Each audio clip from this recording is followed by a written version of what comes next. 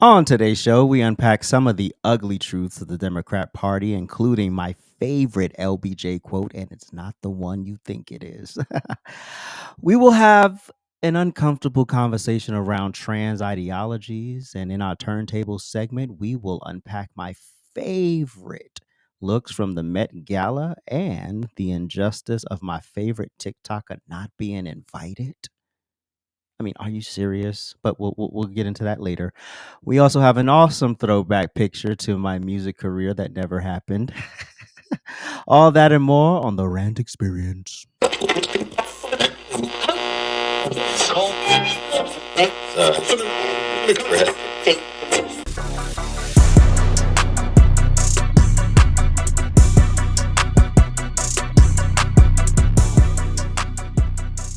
Thank you for tuning into the RANT Experience. This episode is brought to you by our official merch store, ajsrantroom.com.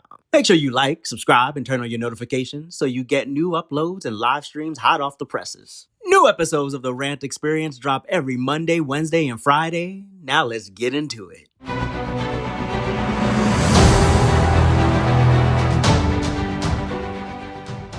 So Stephen A. Smith delivered a blistering lashing on the Democrat Party.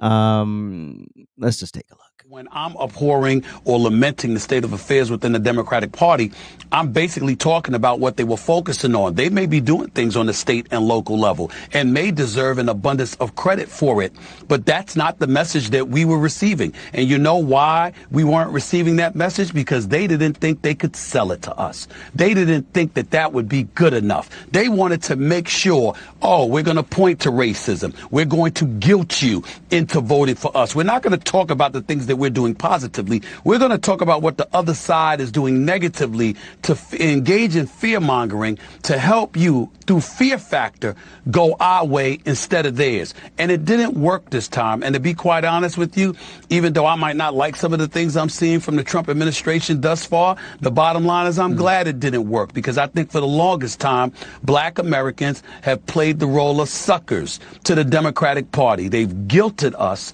into voting for them, making us feel as if we're going to be ostracized, creating division within our own communities or what have you to get our vote, instead of saying to us, hey, this is what we will do for you, and it will work better than what they're offering. So where's the lie? I mean, nothing he said was a lie. The Democrat Party of 2025 is literally built on emotionalism. It's built on keeping you whipped up and stirred up and frenzied and in fits of rage over the boogeyman who's going to take your rights. And the boogeyman in this case is always and has been for the last 10 years Donald Trump. We are bored. So it got me to thinking, how did we get to this place? How did we get to 2025 Democrat Party? In fact, 2025 politics, period, but more specifically, the Democrat Party. So we go back to LBJ, black folks and their loyalty to this Democrat Party. And we love to talk about how LBJ signed the Civil Rights Act of 1964, but ever so begrudgingly, he did. LBJ, former president, rest in peace, was just as racist as all the other ones. He signed the Civil Rights Act, and I'm gonna give you a little. This leads into my favorite LBJ quote, because this is literally the synopsis of everything he was building, and y'all fell for the okey doke. Quote, these Negroes, they're getting pretty uppity these days, and that's a problem for us since they've got something now they never had before, the political pull to back up their uppityness. Now we've got to do something about this. We've got to give them a little something, just enough to quiet them down, not enough to make a difference. For if we don't move at all, then their allies will line up against us, and there'll be no way of stopping them. We'll lose the filibuster, and there'll be no way of putting a brake on all sorts of wild legislation. It'll be Reconstruction all over again. Now, it should be noted that he said this to Senator Richard Russell Jr., who was a Democrat from Georgia, and this was regarding the 1957 Civil Rights Act. So you only got the 1964 Civil Rights Act for this reason. So if you read my line here, what's my line here? Give them, we've got to give them just enough to quiet them down, not enough to make a difference. So when you speak of those food deserts, when you speak of redlining, when you speak of over policing, when you speak of high crime, oh, that doesn't relate back to the Republican Party. That relates back to the Democrat Party, doesn't it? These are all your local leaders. You look at any major metroplex with a high concentration of people, and more than likely the political structure is predominantly Democrat. So stop playing in my face about, oh, the Republicans they don't want poor people to have. No, Democrats don't want you to have. Because here's the thing, any party that's asking and advocating for bigger government wants more control of you. The less of your rights you understand, the more they take. The less of your constitutional rights you comprehend, the more they can sneak in legislatively. So this was never about making black people equal or equality. This was about controlling your black asses. Now look, every ghetto, every city. Did I just reference a Lauryn Hill song there? That was pretty cool. Every ghetto, every city, literally under Democrat control. But we like to deflect to Mississippi. Mississippi's a poor state. Yeah, Mississippi. You realize there's a lot of black people in Mississippi, right?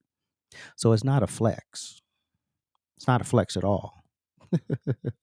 I wish I had the demographics for the state of Mississippi, but we'll probably throw it up in post just so you have the demographics of the state of Mississippi, since people like to bring that up so much in their little arguments when they're trying to defend New York, LA, Chicago, Detroit, Houston, and all the other ghettos across the United States. This is literally what Democrats do and have done. They've given you just enough to shut up. Look at Joe Biden. He gave you just enough to shut you up. Barack Obama gave you just enough to shut you up. Bill Clinton, you can think back to any Democrat leader. You know what I don't understand about black folks? We have literally, and there's a lot of things that I'll repeat because I need to drive the point home. Y'all, black folks, knock, knock, who's there? Y'all have enough votes to crash the Democrat Party. And since Malcolm X made his Ballot of the Bullet speech, I believe in 1964, yes, 1964, y'all have not take heed to that.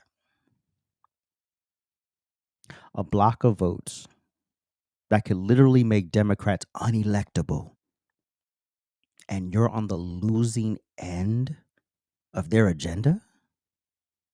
How?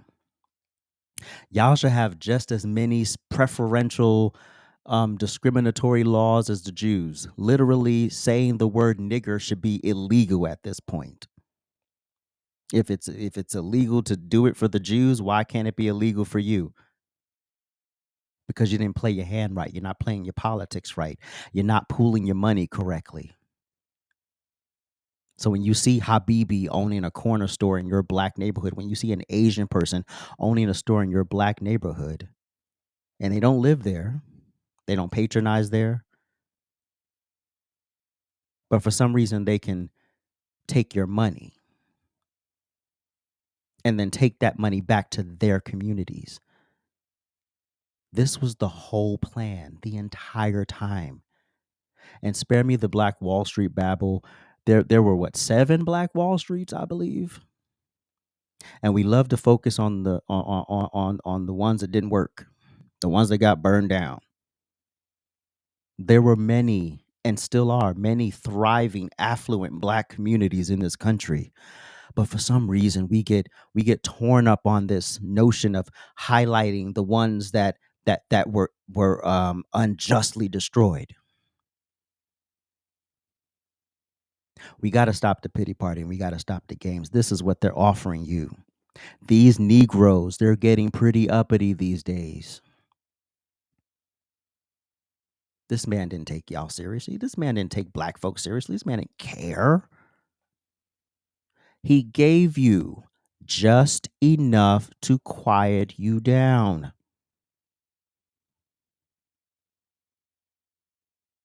Not enough to make a difference. Introduce the welfare state. So now the black man is removed from the picture.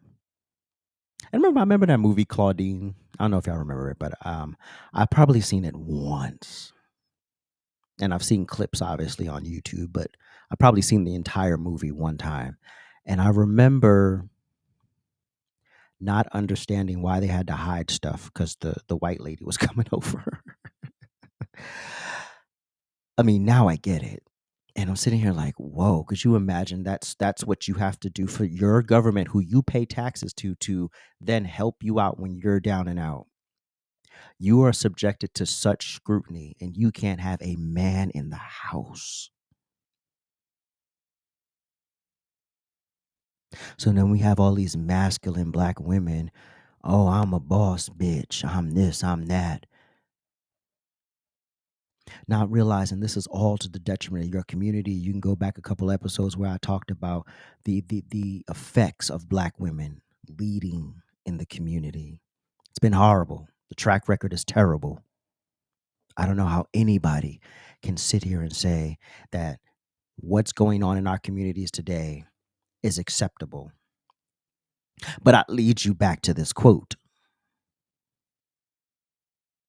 For if we don't move at all, then their allies will line up against us, the white liberal. Your homie, right? And there'll be no way of stopping them. We'll lose the filibuster. There goes that filibuster again, right? But I also love, speaking of the filibuster, you know what I love? We all love to talk about how Democrats supported the Civil Rights Act of 1964. Well, here are the stats. Here are the facts of the situation. This was the House of Representatives. This was the vote for the Civil Rights Act of 1964. So as you can see, the Democrats had an overwhelming majority. Overwhelming. But, it was the Republicans were the big bad guys, right? The Republicans are a minority, but let's break down these numbers finitely. Let's just get a little bit more into the numbers. So this is the votes in the House of Representatives. You had 289 votes overall. 150 Democrats voted yay. 139 voted. I'm sorry. You had 239 yays, 153 from Democrats, 136 from Republicans. You had 126 nays, 91 from Democrats, 35 from Republicans. You had 4 not present, 2 Republican, 2 Democrat, and you had 12 not voting, 7 Democrat, 5 Republican. So can somebody tell me how the Democrats whisked away and overwhelmingly passed this legislation? They didn't. But the Senate's even better, because here you go. So in the Senate, you had 73 yeas. It was 46 Democrats, 27 Republicans. Speaking of the filibuster, but we'll get to that in a moment. And then you had 27 nays, 21 Democrats, 6 Republicans. You do realize that without the Republican Party, the Civil Rights Act of 1964 would have never passed. Interesting, isn't it? Very, very interesting how history can be sort of remixed into this Captain Save-A-Ho for the Democrat Party. I'm sorry. Interesting how history can be spun into a sort of Captain Save-A-Ho for the blacks, right? The Democrat parties came in and saved they ho. No, just enough to quiet them down, not enough to make a difference. And in fact, in not even trying to make a difference, they made it worse. So now you complain from your ghettos and your Section 8 housing, and your projects and your welfare state, and you blame Republicans who aren't influencing your local politics. When are we going to grow up? When is political maturity going to kick in? Because I'm bored and this sucks. And I don't like to be this guy, but somebody has to say it. Somebody has to unpack the history here. Just enough.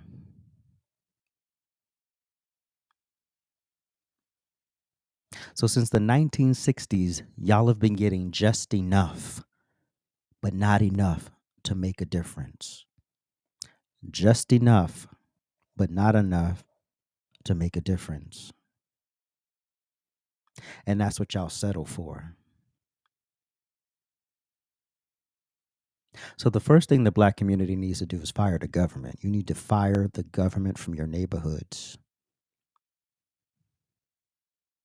Welfare is a stronghold. It's part of that mental slavery that I speak of, because you know that you're gonna get that hit once a month, right? You're gonna get that money once a month, and then you burned out for the last couple of the last few days of the month. You starving. You on the struggle bus, and then you get that hit again. So it draws you right back. It's kind of like a bad relationship, right? You know you don't belong in this relationship. You know you don't belong there. Welfare and social service programs were created to be a temporary thing. It's a safety net. It's not a career. And please spare me. I'm not talking about disabled people. I'm not talking about people with mental needs and things of that nature. That's not what I'm speaking of right now. I'm not speaking of elderly people. I'm speaking to able-bodied Americans, which is the majority. Because in 2025, you could literally prick your finger and get disability, and it should never be that easy. Fire the government. Black folks, especially the ones in the ghettos, you have no control over the commerce, the commercial. Who sits on your city council? Do you even know? Those are the people that pass out the permits and pass everything to tell people where they can and can't build commercial stuff. Do you even know who those people are? Do you stress to your mayor the type of police commissioner you want, the type of fire commissioner you want, how the city council can be effective in your neighborhood? Are y'all that politically active? If not, leave me alone. I'm bored. Voting for the president is fun, it's sexy, it's exciting. Oh my gosh, great. But the president has very little influence over your day to day life. Very little. So spare me the Donald Trump's the bad man. He's going to stop our lives. No, you're stopping your life. Every time you accept something from the federal government that you know you don't need, you hinder yourself. Stimmy checks, welfare, WIC, whatever, all of them things. I don't know all of the things. SNAP benefits, whatever. They're there for you if you need them. They're not there for you to live off of for all eternity, to pass down from generation to generation. Do you remember when my mom passed away? Because I grew up in the projects, and I remember when she passed away, she was still living in the projects, and I remember we were going to clean out, and people were saying, "Well, are you keeping the apartment?" What the hell would I be keeping this apartment for? I left here for a reason. And now that she's gone, it's bad enough I'm already feeling I'm full of guilt because I wasn't successful early enough to bring her out of this, but now you're asking me, am I keeping the apartment? No. Never. Negative. Never gonna happen. keeping the apartment. No, this is not an heirloom. There's no deed. The government can come take this from me at any moment. Not to mention the no heat in the winter and the roaches and the neighbors and all of the stuff you have to deal with living in the projects, the pissy elevators, the elevators that don't work most of the time or a good chunk of the time. And when you get on them, you're holding your breath and hoping and praying that you just get to your floor with no incident. Why the hell would I ever aspire to go back to that? So, no, we won't be keeping the apartment. We're good. We're out of here. And that's one of the things. I wish I was successful early enough so that I could have helped my mom out in that way, because I really, but I know she's down in heaven looking at me, so no pity party here, y'all. But anyway, are we ready for an uncomfortable conversation? It's always lit over at ajsrantroom.com. We got the best bags and accessories, our beloved Black Series. We got fresh lids for you hat lovers, fire jackets and hoodies, and of course we got you covered on the t-shirts. And introducing our first shoe line, Aloysius Germain. So get on over to ajsrantroom.com today and get to shopping. You won't be disappointed.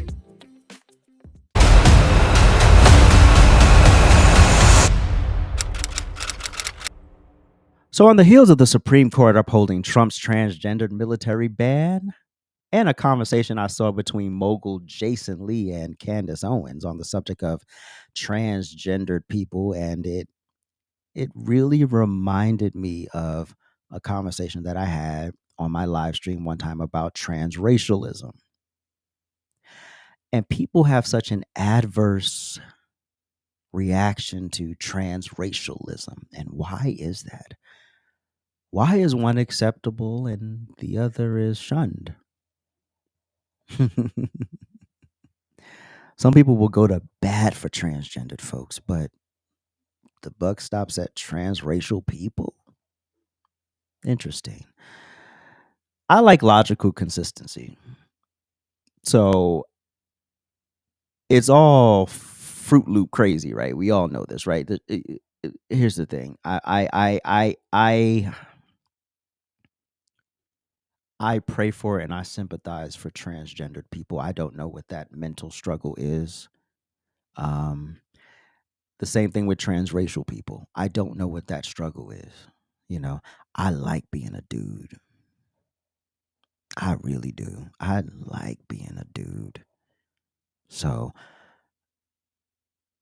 when I see people who don't like being what they were born as, it it's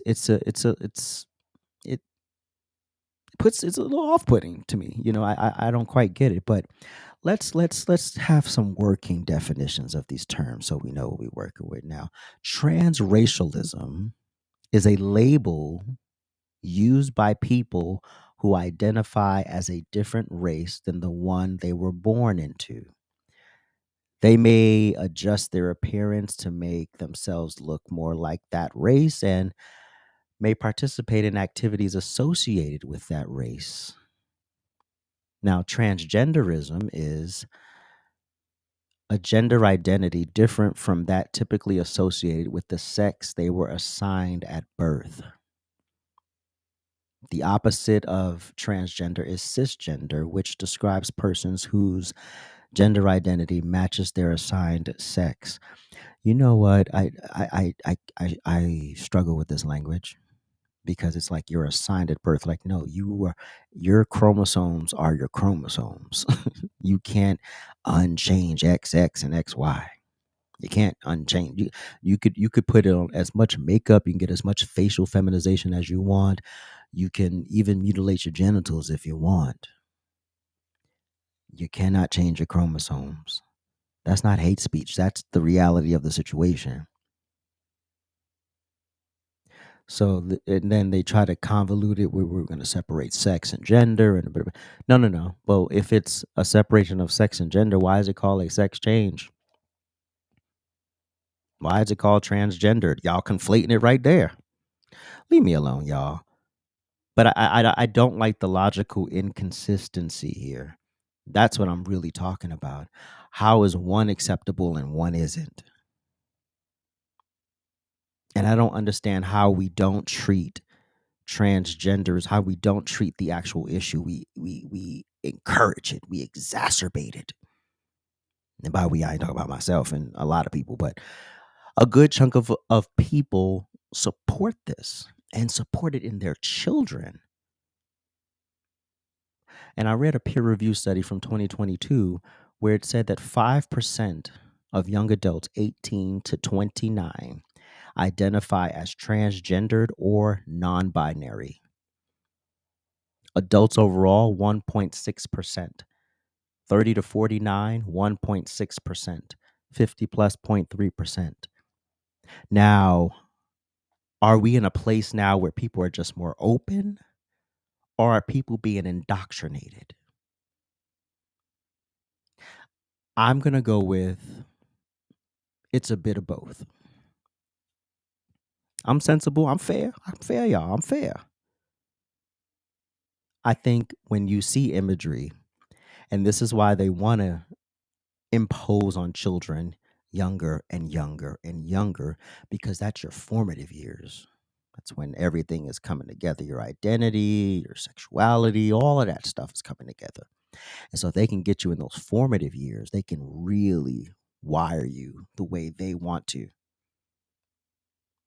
Otherwise, they wouldn't bother children, but they know that's when children are the most impressionable. So trying to normalize something that is abnormal is unacceptable. It's not hate speech. That's just the truth of the situation. I'm sorry to break the news to you. And again, nobody's saying you can't be yourself, you can't be trans, you could be whatever you want to be. But understand that there are those like I tell conservatives all the time, there are those who don't agree with who you are, your ideology. There are those who don't agree with your ideology. And you shouldn't get any special treatment because someone doesn't rock with what you're doing, or if it conflicts with somebody's personal or religious beliefs. That should just be understood. Now, we can all agree to disagree and respect each other, but when I'm being forced to acknowledge that this grown man who puts on lipstick every day is a woman, that's where I draw the line. Now, generally, what I do when I'm around trans folks is I'll just say their name, like, whatever name they want to be called. I will say your name, but I'm not going to say she, I'm not going to say he, I'm just going to say your name, you know? So don't try to back me into a corner of trying to say a pronoun because I'm not going to say it. I'm not going to play that game with you. And then if I say the one that's correct, you're going to call me a bigot. You're going to say that I'm I'm disrespectful. No, I'm not disrespectful. It's called reality. I'm sorry reality hurts your feelings. Well, that's the truth of the matter here. And I just wish people could understand that we have free will, but you don't get to tell me what I can and can't accept. Period. Oh my gosh. So just be logically consistent, people. If it's good for one, it's good for the other, right? If it's not good for one, it should not be good for the other. Because when they try to add the racial component, they try to add historical hurts into it. And I'm sitting here like, this is stupid. So women haven't suffered in history. Women haven't been suppressed in history, oppressed in history. Yes, they have. So if women have been suppressed and oppressed in history, why is it okay for you to impose on their spaces? But it's not okay for a white person to say, I'm a black woman or I'm a black man. Whatever it is that they're doing, why is that not acceptable? So here's the thing. Rachel Dolezal, I didn't say her name throughout this whole piece, but she's like the poster child for transracialism. And for those who don't remember who Rachel Dolezal is, she was the leader of the NAACP Spokane chapter, and she got exposed for lying about her racial heritage. And come to find out, she's white, lily white, super white, from a white family. And she found solace in identifying as a black woman. Now, do I understand it? No, absolutely not. I love being a black man. But I also saw in her documentary that there was a black man in the documentary who identified as a white woman. F- em- Look, pick a struggle. You're a black dude who identifies as a white woman. It's just a lot going on in these streets. Now, I don't understand physically how you can make all of that happen. If you do it, I don't know. You have free will. It's your money. Do what you want. Live your life. But again, I am not going to sit here and participate in your foolala. Logically consistent. See what I mean? I'm consistent, right? I'm not going to make excuses for one and not the other. I'm not going to accept one and not accept the other, or not accept one and then accept the other. Why would I do that?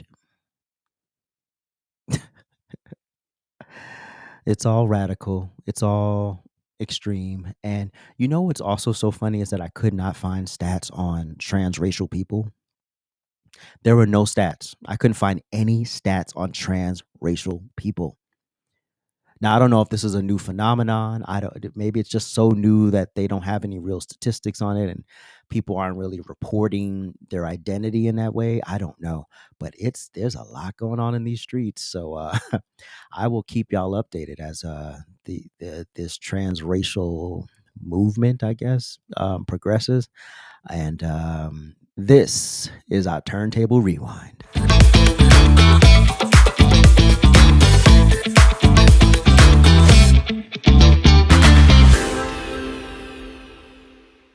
All right, so we have a fun turntable rewind today. It's not really going too far back in music history, but honoring some real legends in real time. So the Rock and Roll Hall of Fame inductees were announced last month, and I must say I'm pretty impressed with the list. We got Bad Company, Chubby Checker, Joe Cocker, Cyndi Lauper, Outkast, Soundgarden, and the White Stripes.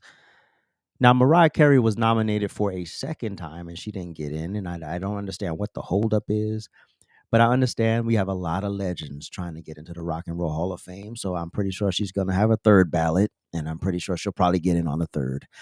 But Miss Carey literally changed how pop and R&B songs were written, bro. She got to get in. I don't know how Mary J. I mean, and I like Mary J. Blige. I do. I do. I like Mary J. Blige. I like Outkast. I like Missy Elliott. But Mariah need to get up in there. Y'all really need to stop playing around. But the Met Gala was this past Monday, and the theme was Black Dandyism. Refers to a cultural movement and fashion styles where Black individuals, often men, utilize clothing and personal style, particularly the historically European sense of the dandy, as a form of self-expression, identity affirmation, and resisting against societal limitations. It's a way of asserting individuals and challenging stereotypes through style, often seen as a political act. Superfine, tailoring, black style. Listen, I'm not a big fashion for me is like ballet. I like to watch it. I don't necessarily like to do it. I don't necessarily like to. I don't like the pomp. I'm very simple. I like very simple stuff. I mean, you get a couple of pieces. You stick to what you know. You like what you like. Right. So I can have fun every now and then. But anyway, um, so the NFL definitely represented at the Met Gala with Saquon Barkley looking sharp, Stephon Diggs, Jalen Hurts, DeAndre Hopkins, and of course, my favorite quarterback, Russell Wilson, was there. I mean, uh, sharp, just sharp. And of course, Sierra never misses. So it's not like you could even, you know, when has Sierra missed in fashion? Like she's just always been that girl. Now I must say, I know a lot of people give this family hell, and particularly this woman in particular, but Kim Kardashian did the damn thing. I'm sorry. She looked great. She looked great. I don't care what y'all say. Also in my this is what this is my personal like best dressed list. This is the people who I thought were the best that I saw. You know, I know there were hundreds of celebrities there, so I can't get through all of them. Obviously, Whoopi Goldberg. Now I know we think of Whoopi Goldberg today, but at the Met Gala, she was on point. I think she was wearing Tom Brown, if I'm not mistaken. That's what she said in her interview. She looked great. She looked great. You know, regardless of how irritating I think she is politically, she looked great. I love the look. It was very whoopee, and it was right in theme. I love Pamela Anderson. She looked great. I know this. You know, everyone's giving her flack for the no makeup movement, but this is literally part of her brand now. This is part of her brand. This is the blonde bombshell, the sexy Baywatch siren. She is now a grown woman. She's grown. She's a mature woman. She's a mature woman, and she's beautiful. I think she's absolutely stunning. You know, because a lot of people can't come up out their makeup and still give you a great visual. So Pamela Anderson is one of those people. Rihanna, I dug the look. I dug the baby reveal. I know some people didn't like the look. I dug it. Nicki Minaj was cool. Oh, Babyface, bro. Babyface did the damn thing. Babyface has written some of the most iconic songs, and to see him like this was like the perfect occasion for him to really take a risk, and he took a good risk and it worked. I don't care what y'all say. Babyface did his thing. His team did his thing on this look. Now, country artist Shabuzi, I don't know. He's out here looking like a transgendered Power Ranger. I really have no idea what this look was about. I don't understand how it revered the time. I don't understand how, as a black man, this goes in any way, shape, or form with what we were trying to do here. But it's Shabuzi, and we like his music. But now, the one person that you can never say anything bad about, who I was just absolutely loved her presence there, was Miss Ross, the icon, the legend, Diana Ross. She looked stunning. She looked amazing. You know, just watching 81 years old, bro. 81 years old, still touring, loving her amazing, fabulous life. The train of the dress had her children's names on it and her grandchildren's names. Beautiful, just an absolute breath of fresh air. Diana Ross has always just been one of those people for me. You know, I just really respect her artistry, and just seeing her there, it kind of gave the Met Gala some validity, if that makes sense, you know, because it's like when the legends like that come out, you know your event is pretty dope. So speaking of Diana Ross, let's shimmy on to a topic that I'm very passionate about. Now, the Grammy Awards um sometimes get it right and sometimes they get it wrong. Actually, hold on one second. This is one fact that I don't know. Hey Siri, when was the first Grammy Award show?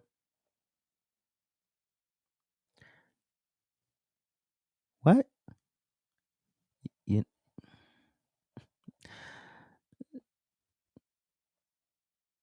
we're gonna try this one more time. Hey Siri, when was the first Grammy Award show?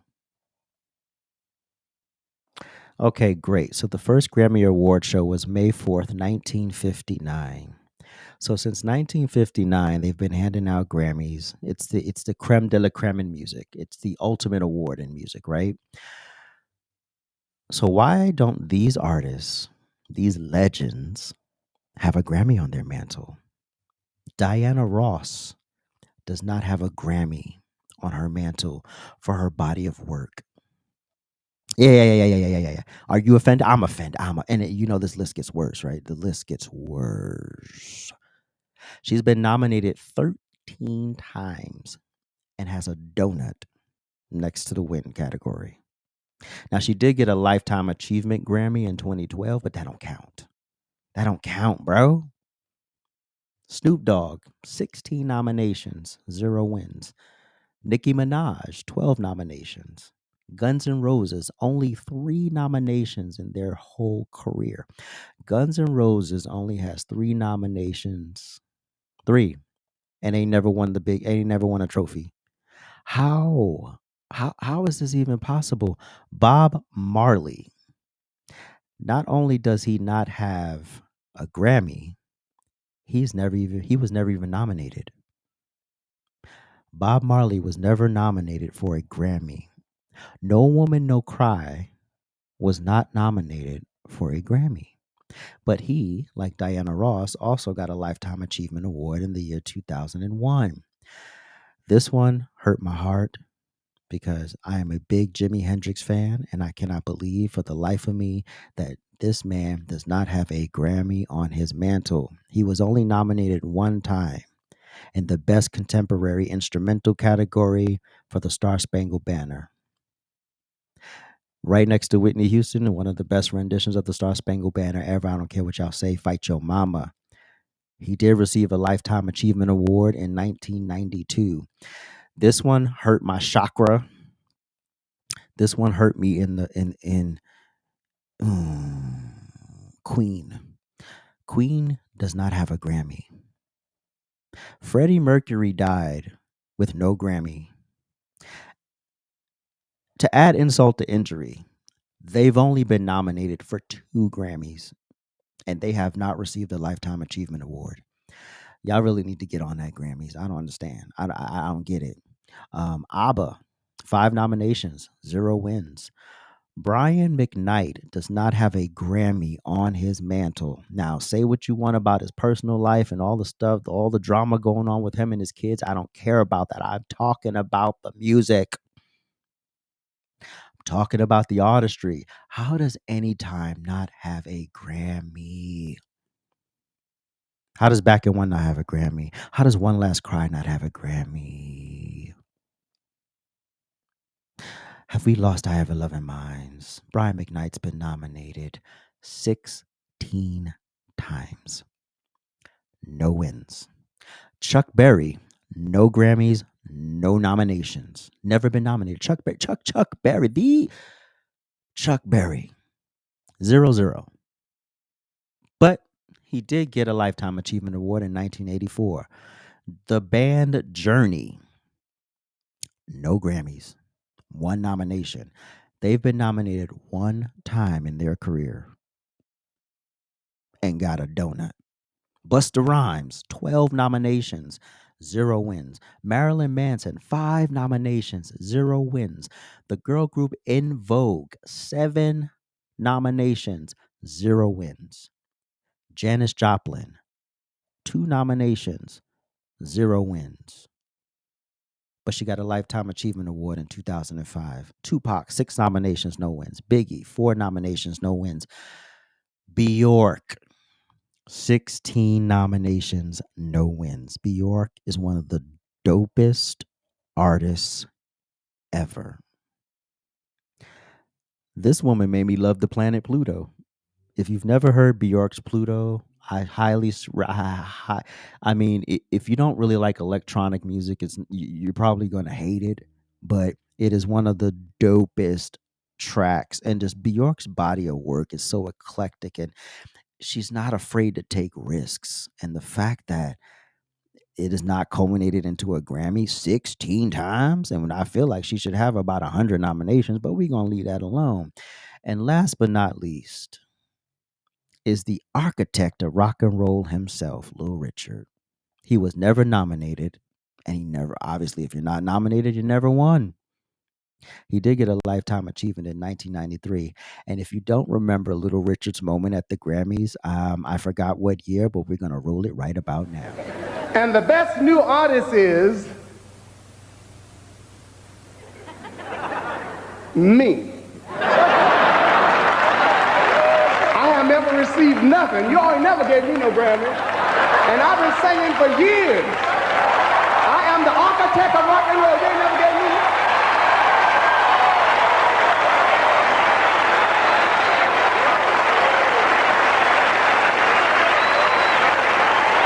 And I am the originator. And I still say, woo!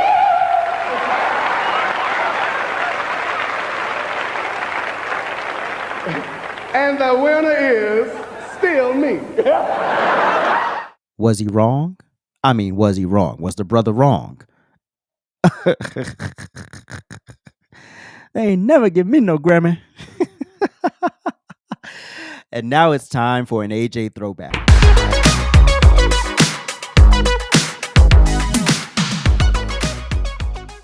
All right, so this throwback is my attempt at being a recording artist. It was very brief. It was the early 2000s, and I thought I was gonna drop first a single, and then it was gonna be like an album. But I just never had the confidence in my singing ability, so I just never went through with it. We know, and then people who know me knows how very critical I am. So now take a person who's very critical on themselves, and then you put them in a realm where they're not comfortable at all. Forget it. My voice was never going to sound good enough. It was never going to be enough, and the dream never happened. But I absolutely love this image. I should have actually posted the unedited version of it, but it's still just a dope image. I love the shirt. I love the expression. I love the hat. I think that's a Kangol I have on my head, if I'm not mistaken. But dope image. I loved it. It was a great time. A great time was had by all. But we will be right back.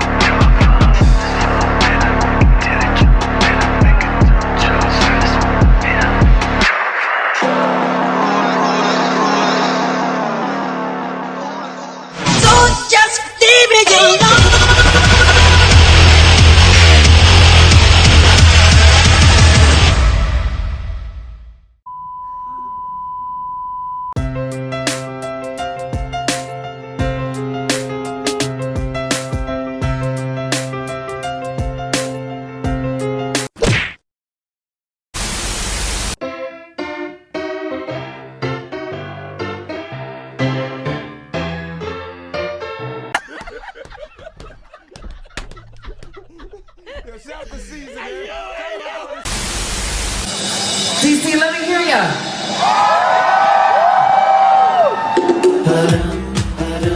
I hear it and I know.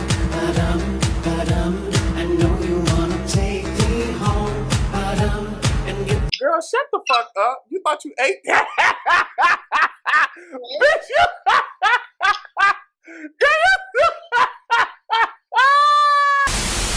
Y'all call me paranoid and schizo. Well, look at this dude cutting me with his toenail. Wow. Why in that camera for? Chances are you've seen him. Try to get to the restaurant. Sympathized with his wheelchair, his drawn hands, his story ripped at your heart. Damn, give me money and to get some eat. Lexington police say he's taken his act on tour of the city to places like the Lansdowne Shops, Hamburg, and the Zandale corridor of Nicholasville Road. We busted this bogus beggar right outside the police department, just minutes after a press conference about it. I'm the best in Lex. I appreciate you guys busting me. Yeah, I'm really good at it, really good. I clear about $100,000 a year doing this. $100,000 a year? Yeah, about 60 to 100. My bead boy, I'm just playing. I gotta go, y'all. I gotta make some money. He was back at it again.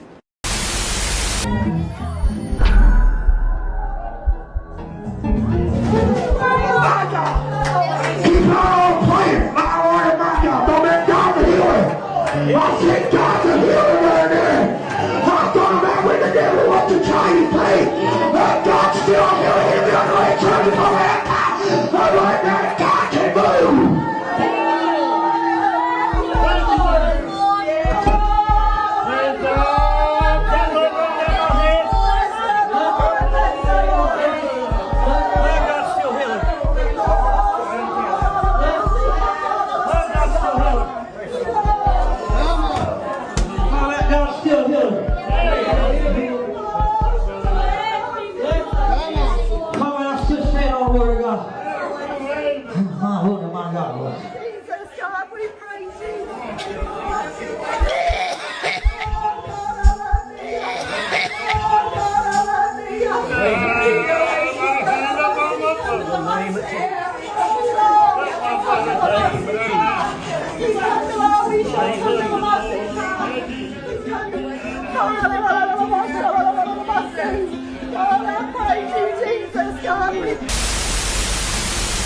It's always lit over at ajsrantroom.com. We got the best bags and accessories, our beloved Black Series. We got fresh lids for you hat lovers, fire jackets and hoodies, and of course we got you covered on the t-shirts. And introducing our first shoe line, Aloysius Germain. So get on over to ajsrantroom.com today and get to shopping.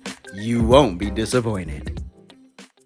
All right, now it's time for some shout out. Shout out to my Lord and Savior Jesus Christ for always holding me down. Shout out to my Rant fam. Thank y'all for supporting me. And also, speaking of supporting me, don't forget to go over to ajsrantroom.com and cop you some cool merch. Also, shout out to my Trifecta Hour fam. Now, I made a mistake on Monday's show. I said that we were off this Friday. We're actually on this Friday. We're off the next Friday. So this Friday, there is a Trifecta Hour show and a RANT Experience. And then the following Friday will be just the RANT Experience. So update, extra, read all about it. Now, to some of you, this might be just another podcast, but to me, it's the next chapter in purpose. And I thank you so much for lending me some of your time. You could be anywhere in the world right now, but you chose to give me a few moments of your day. And for that, I'm grateful. And with that said, I'm out.